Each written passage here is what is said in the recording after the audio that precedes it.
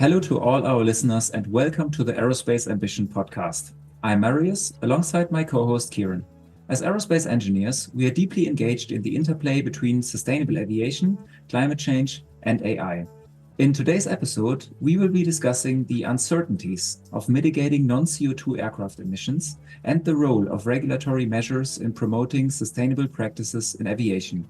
Kieran, who's our esteemed guest today? So our guest today is Dr. Bethan Owen, a reader at Manchester Met University and a UN co-rapporteur in the International Civil Aviation Organization Committee on Aviation Environmental Protection, through which she chairs the Emissions Regulation Group. So without further ado, welcome Bethan.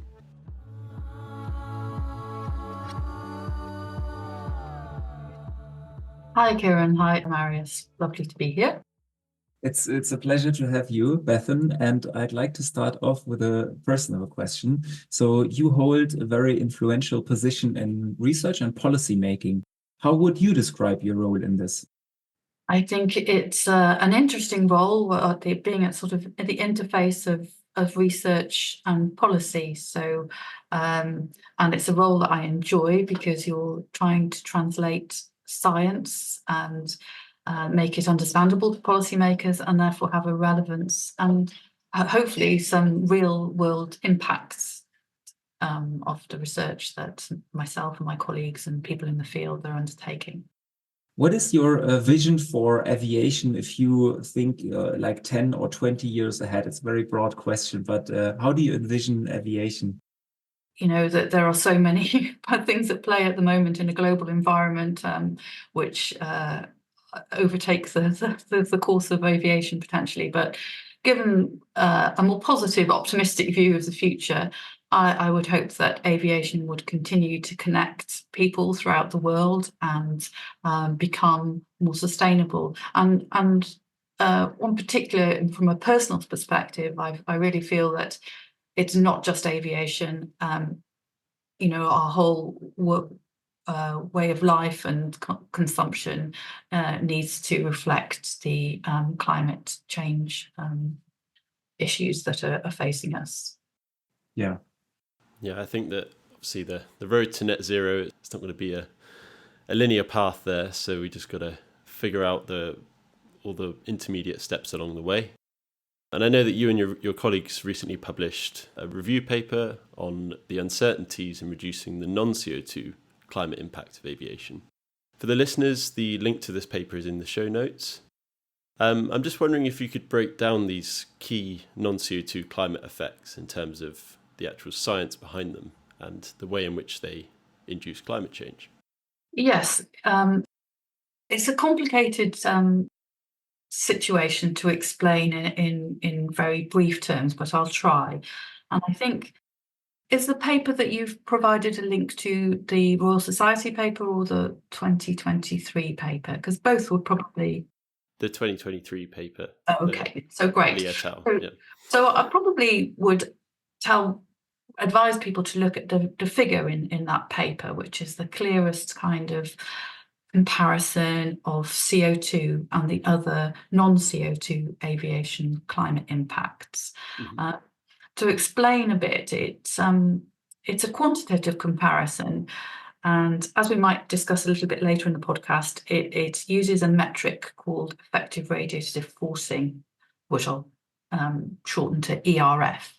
Mm-hmm. And it's important to note that this is a backward-looking metric, so it takes it assesses the impact of historic aviation emissions up to 2018, so from the inception of civil aviation in the 1940 to 2018. So it just looks backwards, and it looks at then how the contribution to ERF, which is linked to temperature changes, will have impacted from CO2 to the other impacts. And on that chart, you'll see red bars and blue bars. Red bars obviously indicate warming, and blue bars indicate a negative cooling impact. So this ERF metric doesn't capture the long-lived versus short-lived nature of impacts fully.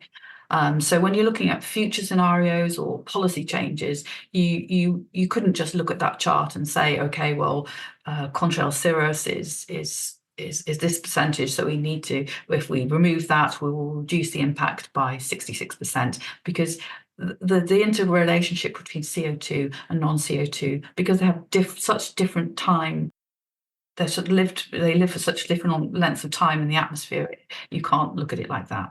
Yeah.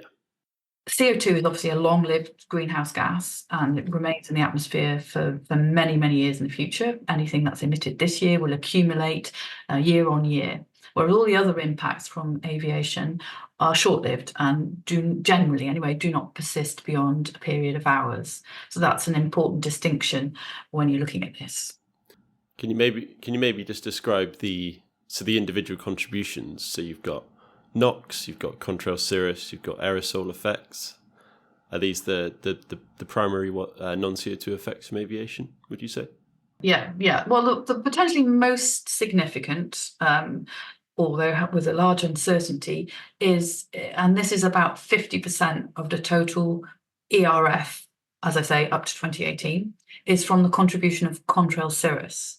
So that's the evolution of these line-shaped condensation trails that you see, evolving into longer-lived cirrus cloud cover, which is very similar to natural cirrus cloud cover. Mm-hmm. So this is again about 50% of this ERF. And I don't know about whether your listeners are all probably know all this, but contrails are formed, these line-shaped contrails, which can, under certain conditions, translate to cirrus. They're formed when a warm engine exhaust passes through some parts of the atmosphere where the temperature and humidity conditions create the criteria of ice supersaturation. So they're not always formed, it's only under certain conditions. Sure.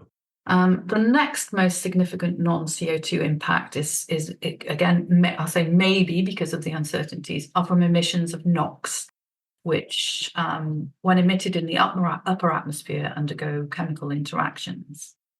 Mm. So there's, in terms of methane and ozone, and there's the reduction of, well, on balance anyway, it's the negative and positive effects are balanced out to give about a warming impact, and that'll be about 15% of the total warming from aviation. So you've got, generally, if you just split it up into those three things, you would have those three major impacts. You're talking CO2 about 35%, cirrus contrail about 50%, and then NOx about 15%, looking at that 2018 ERF metric. And I was just going to say, just breaking down the NOx emissions, you've got just looking at the figure here, you've got the short-term ozone increase, which is the largest forcer in the warming direction. But then due to the chemical changes over time, you also get a long-term ozone decrease. So the ozone actually decreases over time. Then you get a methane decrease due to the knock-on effects of ozone, as well as stratospheric water vapor decrease. So it's kind of a compounding effect which acts in both directions, right? So you've got cooling and warming effects resulting from NOx emissions, but the overall effect is still very much a warming effect. That's right. And to complicate matters further, the NOx effects, also operate over different timescales. So you get a short-term ozone increase, but a longer-term ozone decrease, although the warming from the increase is stronger. And then you get this cooling from the methane decrease. So that's a complicated picture in itself. And there is a paper which you could also put in the chat to people, would be the impacts of, we had a look at changing NOx emissions in the future and potential impacts of background NOx, how that impacts. So if we have a future where the atmosphere has lower NOx emissions from other sources as well as aviation, these signs may change and the balance may change, even to cooling. And that was in the presence of increasing NOx from aviation, right? So even if NOx still increases from aviation, the sign may flip due to the fact that we have different background concentrations, right? So again, huge sources of uncertainty, even as we go far into the future. That's right. This is the fraught difficulty of all the interactions, I guess, between these different impacts as well. So yeah, I mean, in terms of other non-CO2 effects, we've looked at NOx and contrail cirrus, but there are some other ones on the chart, perhaps, which are direct impacts of water vapor, soot, and sulfur dioxide. But no, we couldn't put a best estimate on the effects of sulfur and soot on cloudiness. So that when you're looking at the literature of modelling studies, there was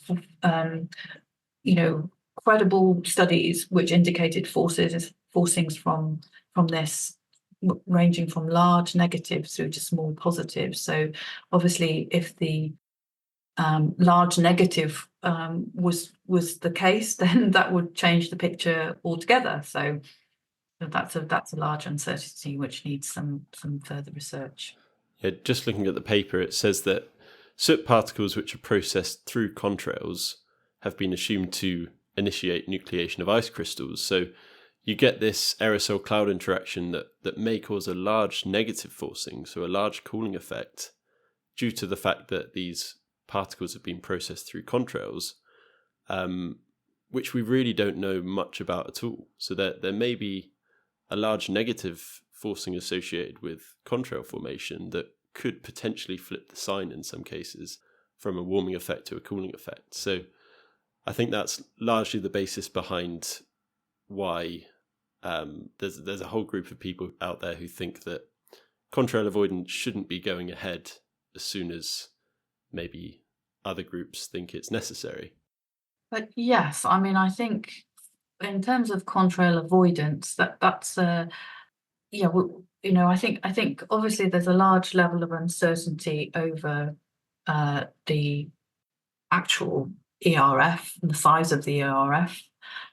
There's large uncertainties, low confidence. We know that, but and there are new estimates coming out which could be smaller than the CO2 forcing. So contrail cirrus, it is a lot of proponents of avoid contrail avoidance would say, oh, hang the uncertainties. We know that generally it's a big effect, and we know we could avoid these immediately. But I think the very big problem with this is, as I explained, contrails, which may evolve into contrail cirrus, only occur under certain ice supersaturation conditions, and predicting that in a sufficiently accurate basis in terms of time and location is currently not possible. And there's the argument then of if you fly higher or lower to avoid a contrail, you will produce more CO2 inevitably. It might be a very small amount, but you also might fly from an area which isn't actually ice supersaturated to one that is, because you don't have that proper information. So you could be making things worse by your actions. So I think that's uncertainties don't necessarily, you can have a precautionary approach in lots of ways where uncertainty wouldn't stop you enacting a certain policy. But if the uncertainty might create a counterintuitive, the opposite effect of what you're looking for, then it's more problematic. So, I think that's the problem at the moment. Is knowing if you're doing the right thing. I'd like to step back and zoom out a little bit. In the first paper, it's more of like a retrospective analysis and the collective impact, right, of the fleet over a long period of time, whereas the latter paper is looking at it on a per flight basis, and therefore on a per flight basis, we could actually take action. So those are different perspectives. Exactly. I mean, the ERF metric, this backward-looking metric, is a scientifically sound way of comparing the impacts that have happened so far from aviation. And on that basis, despite the low confidence associated with the different elements and some of the uncertainties that we've just been talking about, you can use that as a fairly good comparison. But that's very different from saying, okay, well, non-CO2 is 66% without adding 66% of the ERF up to 2018.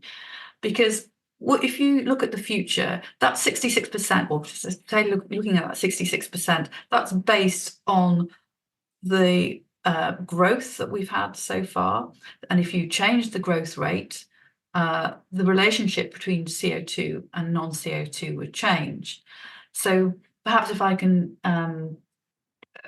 describe how if the growth rate were to lessen or be constant, for example, say if we were to stay at our current 2024 emissions into the future, then the non-CO2 forcings would adjust very quickly. So they wouldn't keep going up, they would stay the same if we were to stay at 2024 levels.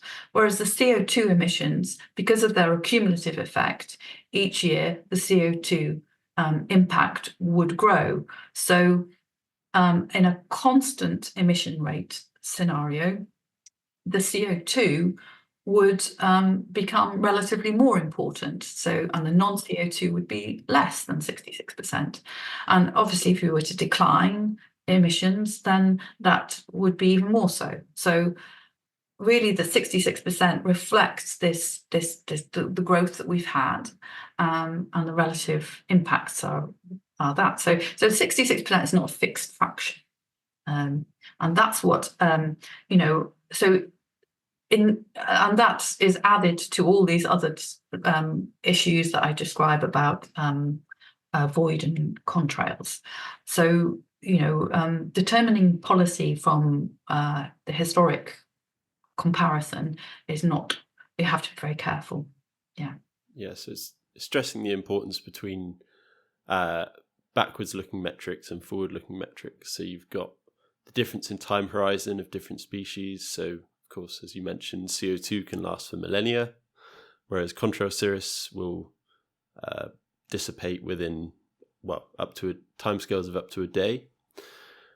So even though you've got these very large effects from contrail cirrus in terms of their climate impact, they do only last for very short timescales. So if you reduced aviation growth, then that would mean that these effects would disappear rapidly.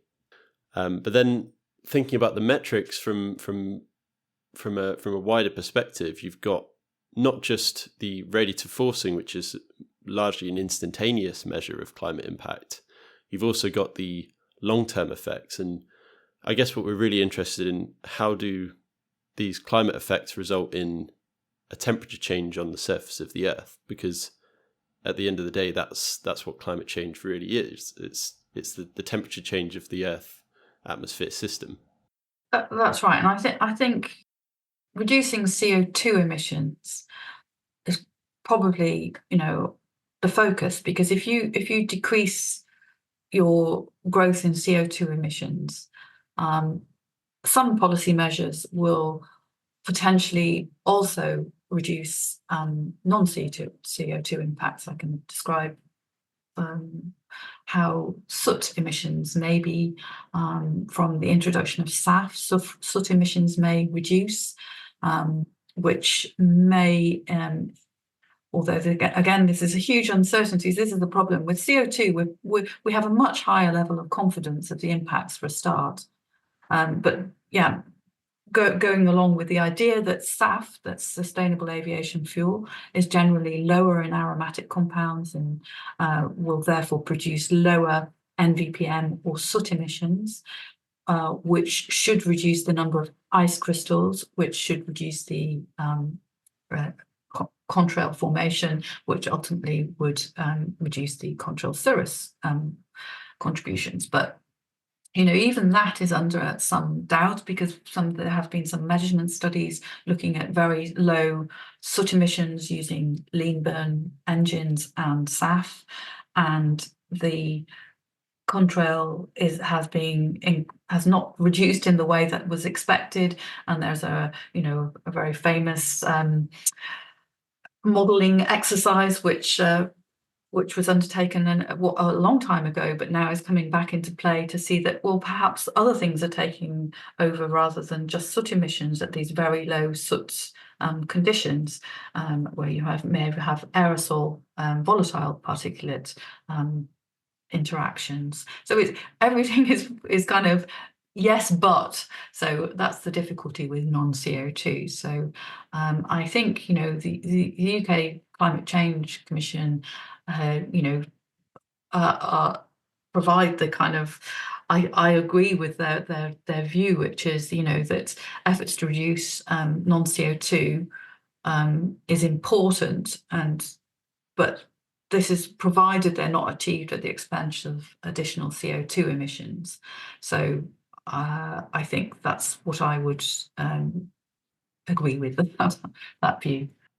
So maybe not so much low-hanging fruit as it's always painted to be. No.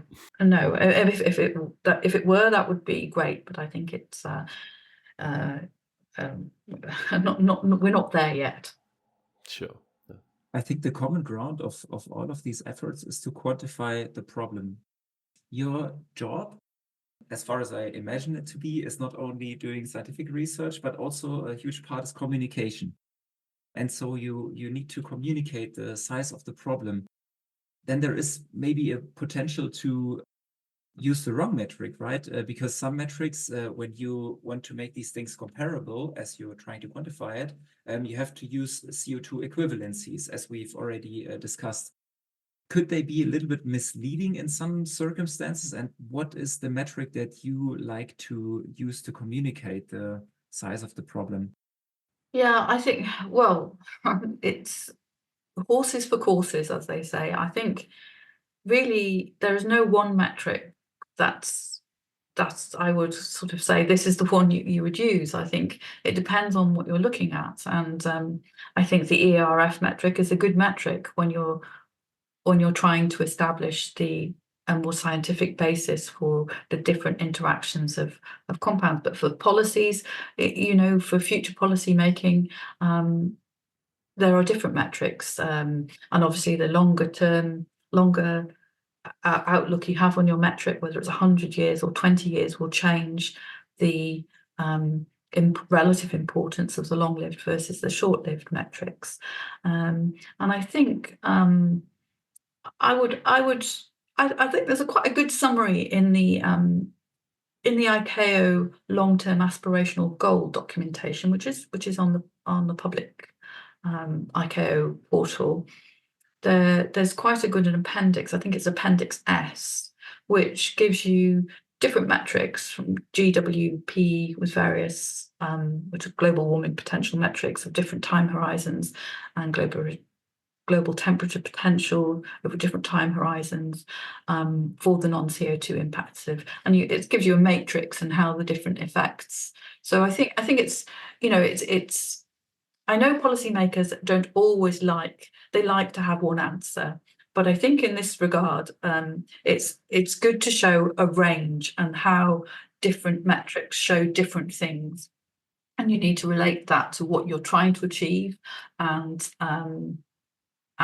to have that understanding of not one metric. And that's why, there has been such an enthusiasm to have a multiplier of 3, for example, for your non-CO2 versus CO2. And although that may be reflective, as I say, of certain metrics, it's not the whole picture. So it will, really, as a policymaker, they need to understand, and it needs to be described clearly how the non-CO2 and CO2 impacts interact. Yeah, so it's definitely a trade-off between providing a wide range of different metrics, but also trying to home in on a certain eventual output of these metrics in terms of the goals that you're trying to achieve. So I'm guessing depending on which mitigation measure you're looking at. So maybe for SAFs, it might be different. It might be worth looking at different metrics compared to contrail avoidance. I think you should look at a range of metrics for each of your policy outcomes to make sure that you're not doing something that is opposite to what you're intending. So, as I say, I think I really support the UK CCC in saying that, that you shouldn't be creating additional CO2 emissions in the course of trying to reduce your non-CO2 emissions. That's probably intuitively and scientifically you could show that's probably not a good idea. We've mentioned policy making so often. Now we have to dive into that topic already, because you have a very exciting role. And we've already mentioned ICAO. How does ICAO work? Like, what is the role of ICAO, and how does it make an impact for sustainable aviation? Well, international aviation emissions are not the preserve of an individual state. So in terms of emissions reductions for climate change and also for aeroplane certification, they're not done on an individual state basis. They're part of the United Nations specialised agency, as it's known, which is International Civil Aviation Organization. And this has the remit for not just environment, but also safety and navigation, etc. But obviously the CAPE, which is this Committee on Aviation Environmental Protection, this group is responsible for setting international certification emissions regulations. So so there are regulations for a number of noise as well as emissions, but initially they were mainly focused on air quality regulations. So there was CO, hydrocarbons, NO2, well, NOx, and more recently we have had a CO2 regulation, and obviously the greenhouse gas regulations, which also include NOx and particulate matter, this NVPM. The whole suite of regulations is focused at both air quality and climate change. So when ICAO, the process is an interesting one, because the ICAO has this Committee on Environmental Protection, and within the committee there are working groups, the technical groups, which are made up of state representatives, so government representatives, industry representatives. We have civil society representatives, which in ICAO are represented by the ICCT, the International Coalition for I can't remember what it stands for now. Clean transportation. That's it. Indeed. Bingo. They were the group who kind of unpicked the Volkswagen emission regulation scandal. So they're a strong voice within ICAO to balance the industry voices, and then obviously all the state and representatives and their technical people. So we have lots of people from DLR in Germany and Honora in France, so the and Transport Canada, all the national research laboratories tend to participate, as well as universities. So the group that I co-chair with a US colleague is responsible for recommending how we're given the task of saying we want to regulate. At the moment, we've been asked to regulate CO2 and noise. There are currently independent regulations for noise and CO2 at an aeroplane level. So if you want to fly your aeroplane internationally, as part of your certification process, you have to pass these emission standards as well as all the safety stuff. So they're kind of quite strong in their implementation. So we've been asked to develop a CO2 and noise stringency, they call it, which means making the standards stricter. But we've been asked to look at them both together, because there are trade-offs in terms of technology between noise and CO2. Often noise reduction technology will make your aeroplane heavier, for example, which will make it less fuel efficient. Another example would be development of ultra-high bypass fans, which may be very good in terms of fuel consumption and therefore CO2, potentially might not show the noise improvements you might get from other technologies. So it would be nice to look at them together and to tighten up the CO2 standard and the noise standard. The balance yet is to be decided. But in terms of our group, we get in all the different governments, and we have Airbus and Boeing and Rolls-Royce and GE, all the kind of OEMs, the manufacturers, as well as civil society, and we kind of have to get a consensus on what we think technology can deliver in up to 2030, for example, on noise and CO2. And then we recommend a certain number of stringency options to the CAPE, and then the state members of CAPE will decide or pick from the range that we give them and the outputs of our cost effectiveness analysis, and they will decide to recommend to the ICAO Council what should be the standard, the new standard. And then that's enacted in domestic regulations via the US Federal Aviation Administration, or in Europe, the European Safety Agency, EASA, and various other national airworthiness authorities. And they're the ones that get either the engine when it's in terms of NOx or MVPM, or the aeroplane when it comes to CO2, to say, does this pass or fail the standard?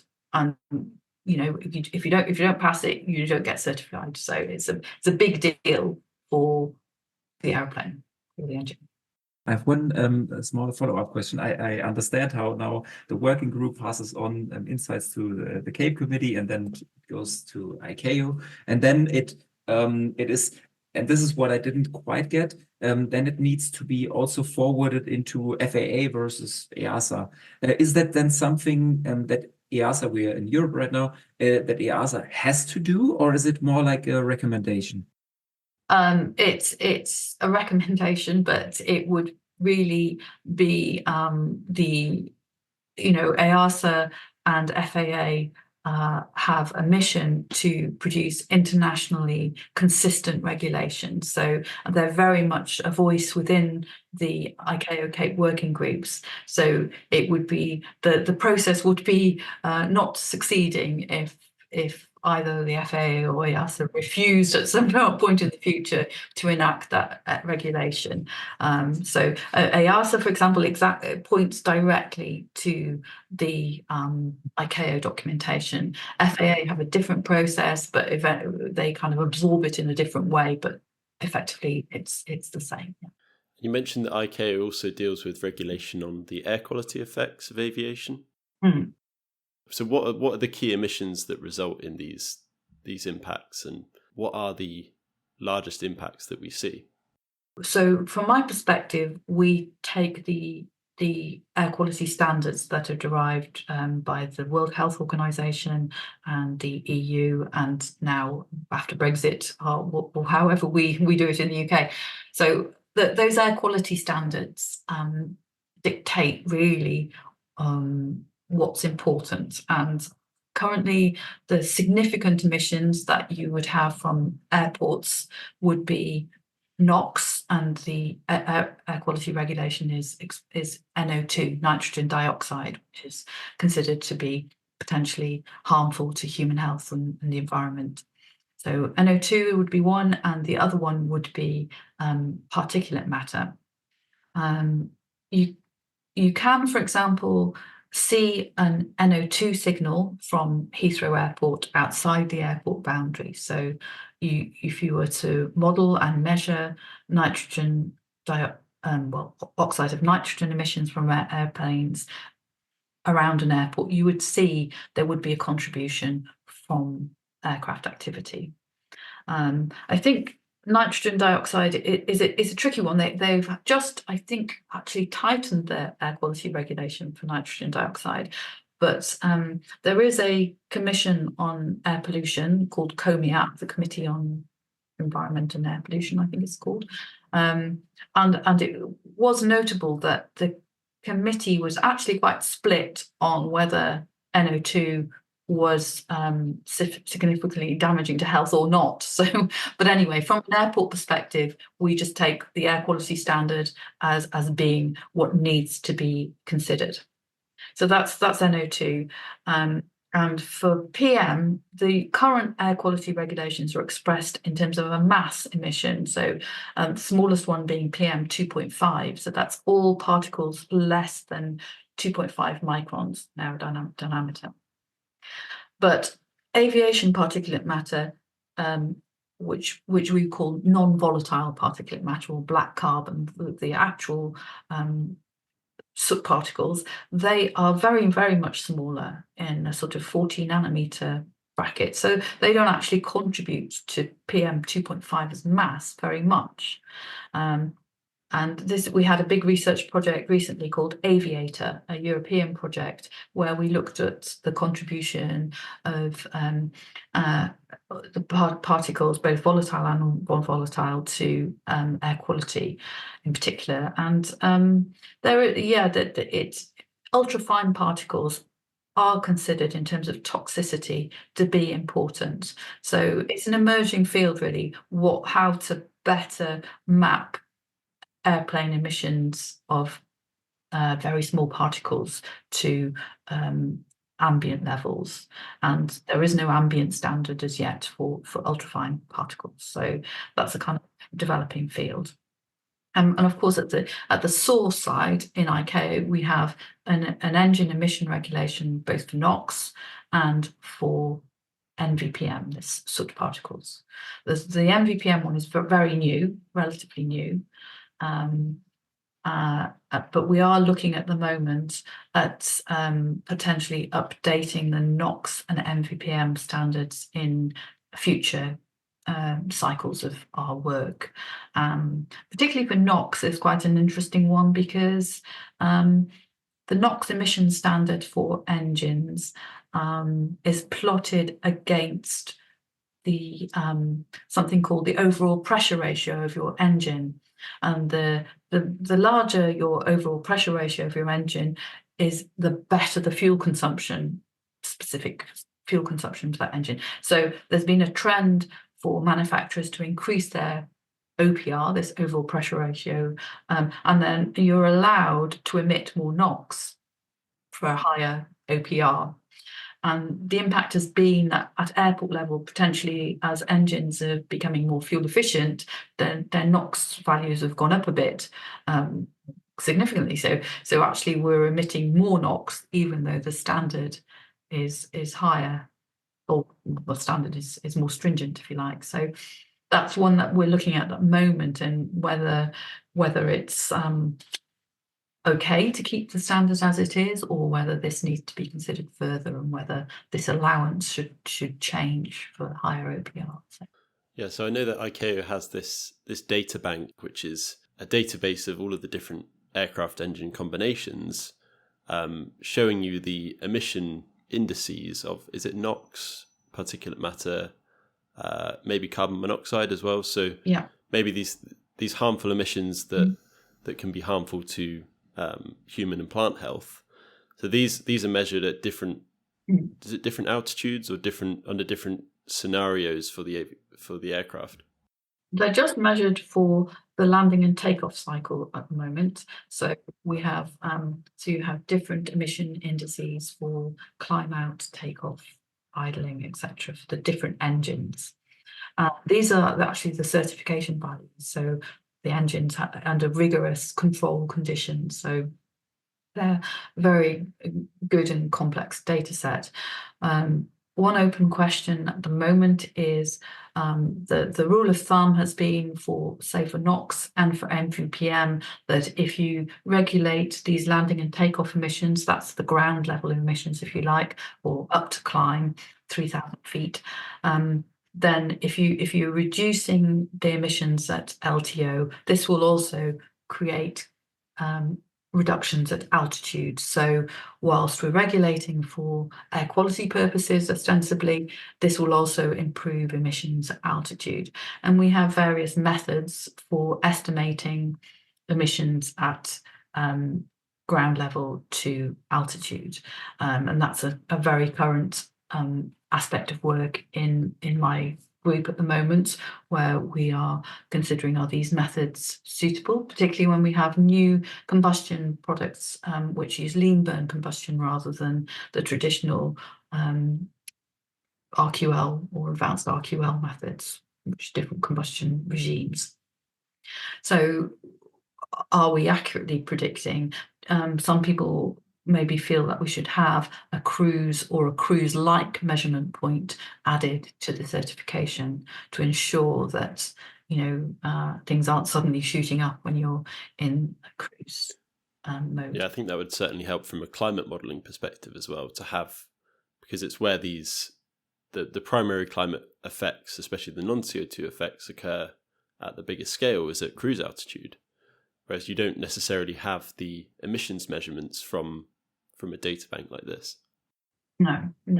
I mean, there are in ICAO there is Doc 9889, which gives you some methods for estimating from LTO to cruise, and you have things like the Boeing fuel flow method is a very famous one that people use, and within ICAO we use that to work out full flight NOx, and have a similar method which we're evolving at the moment for MVPM.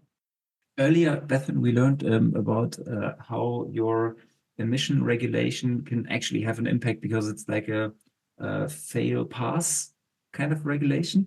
Another way to have an impact is, of course, incentivation.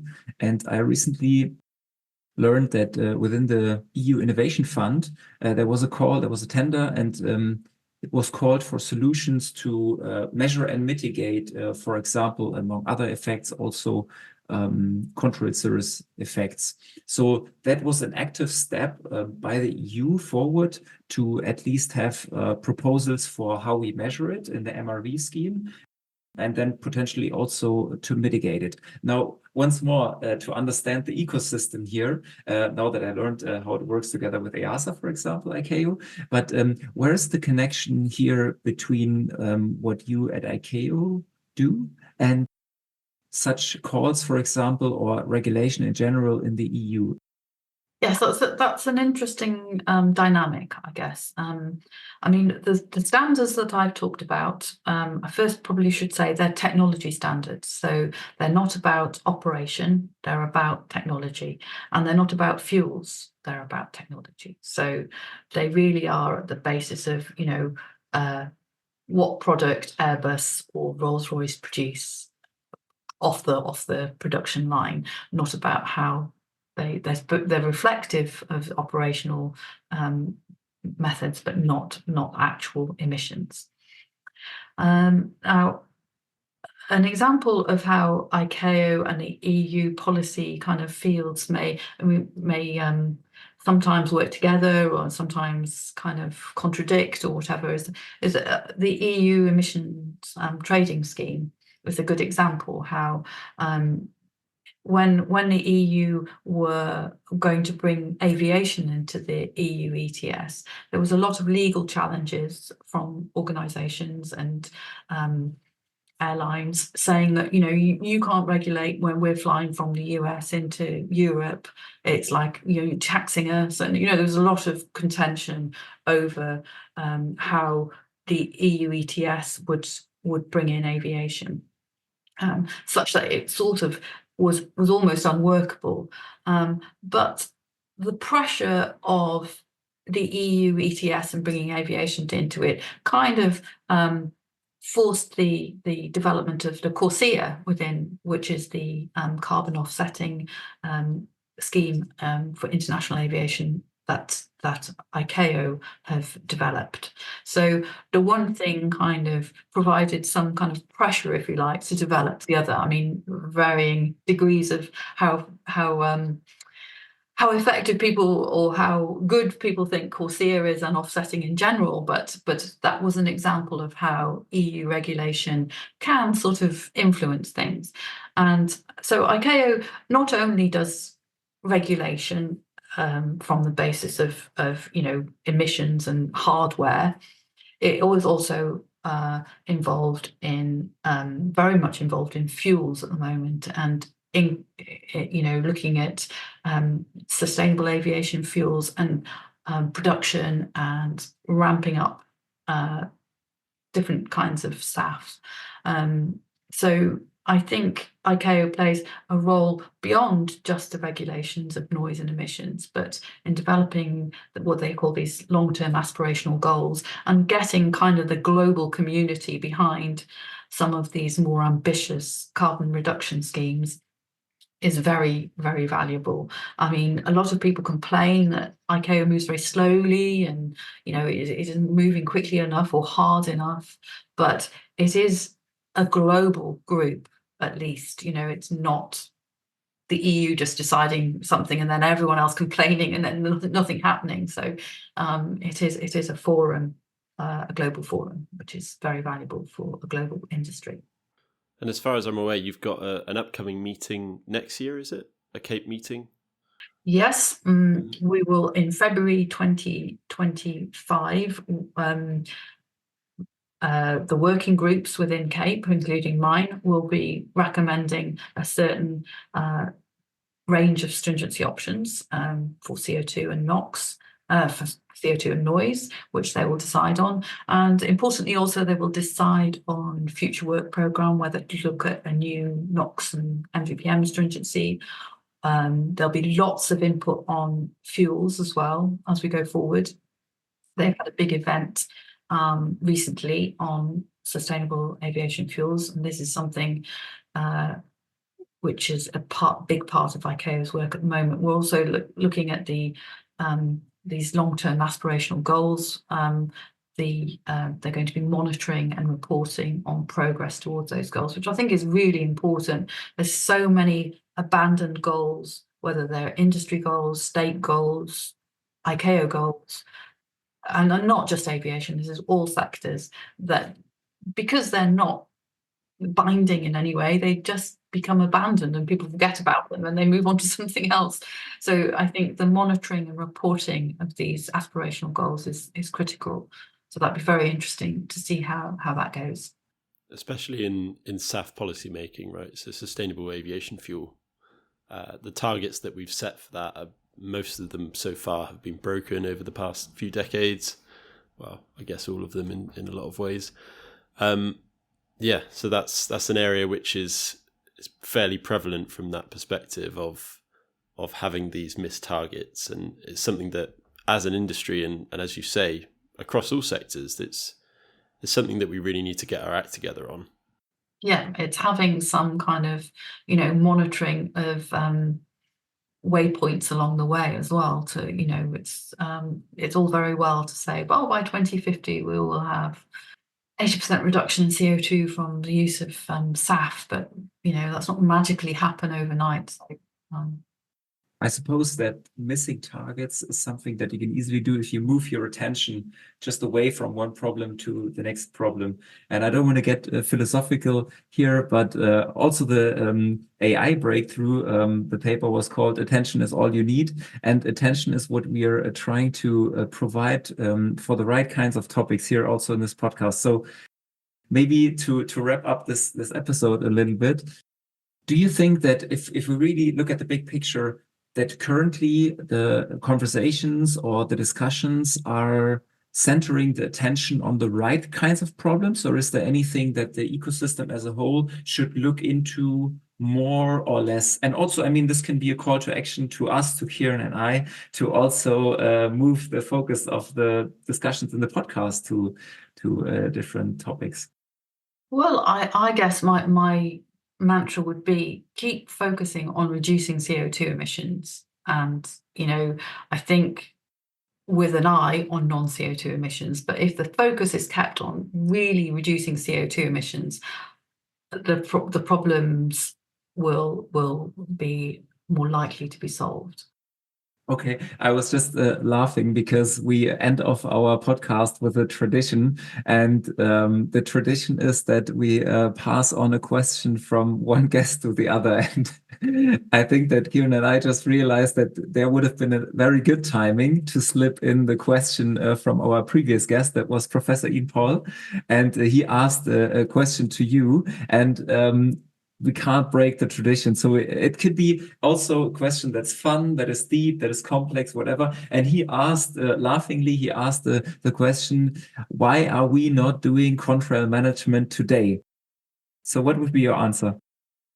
Because we don't have the means of predicting when and where these contrails will be formed. And we could be, as I explained before, moving into an ice supersaturated region as easily as away from it at the moment with the data that we have. And it's not that easy to actually predict these. I mean, we don't predict them at the moment with any near enough accuracy, but it's not even that easy to do in the future. I think water vapor is a hard thing to measure and a hard thing to predict. So what are your views on at least conducting operational trials? So there's been various approaches so far, such as the MUAC contrail avoidance trials, which have to some extent proven the success of the concept by showing where contrails have been avoided. Of course, there were a lot of scenarios where that didn't necessarily happen. But what do you see going forward? Do you think that this is an important area that we should still put our focus into? Because getting the operational side of it right is equally as important as reducing the scientific uncertainties. Absolutely, there's problems on both sides. I think that the prediction and the quantifying the actual impact is far from certain, obviously, but also operationally it's I think there's I think it's great that people are enthusiastic and want to be positive and to do something, but as I say, you could be doing the wrong thing. You can actually see visually yourself a contrail forming, and then there'll be gaps in it because the it's quite variable. The conditions for contrail formation is very, very on this tiny subgrid scale. So being able to predict that sufficiently for every flight, it seems a long way off. So I think I have nothing against people considering this more, but I would say focus on the CO2. Speaking of people considering this more, of course, you also have the chance to pass on a question. And the next person, are you aware of flight keys? No. Then this will be interesting. Okay, then then this could be a completely blind kind of a question, let's say. So our next guest will be Alejandra Frias from Flight Keys, and she's a PhD candidate and head of contrail research and sustainability at Flight Keys, a flight navigation software provider that is already trialing the execution of contrail avoidance within their software with American Airlines and also Breakthrough Energy. Is there without knowing her personally, is there anything that could be interesting asking her? Well, I guess the question of how you would develop a fast response, prediction of ice supersaturation and a usable format. How is that possible at this moment? That's a fair question. We take it on, don't we, Kieran? Yeah, very interesting question to pass on for sure. This was a very interesting discussion. I really appreciated all of your views and the insights that you provided, Bethan. We link everything that we touched upon in the show notes, all of the paper, even some of the regulatory things that you mentioned with regards to metrics. And other than that, I'm just left to say thank you. That's a pleasure. Thank you. Yeah, thanks a lot, Bethan. Then speak soon and bye-bye. Bye-bye. Bye.